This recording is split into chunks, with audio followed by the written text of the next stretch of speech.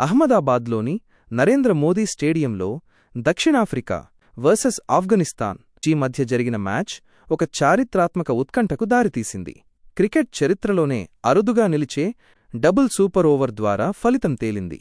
దక్షిణాఫ్రికా 187/6 20 ఓవర్లు, Quinton de Kock 59, Ryan Rickelton 61 రాణించారు.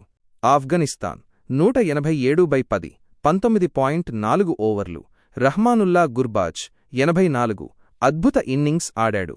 నూర్ అహ్మద్ చివరిలో మెరుపులు మెరిపించిన మ్యాచ్ టై అయింది. మొదటి సూపర్ ఓవర్ ఆఫ్ఘనిస్తాన్ మొదట బ్యాటింగ్ చేసి 17 పరుగులు చేసింది.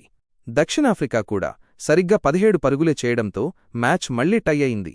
రెండవ సూపర్ ఓవర్ సంచలనం. రెండవ సూపర్ ఓవర్ మరింత ఉత్కంఠగా సాగింది. దక్షిణాఫ్రికా batting David Miller, Tristan Stubbs చెలరేగి ఆడటంతో సౌతాఫ్రికా 23 పరుగులు చేసింది. ఆఫ్ఘనిస్తాన్ ఛేదన 24 పరుగుల లక్ష్యంతో బరిలోకి దిగిన ఆఫ్ఘనిస్తాన్ తరపున గుర్బాజ్ వరుసగా 3 సిక్సర్లు బాదాడు.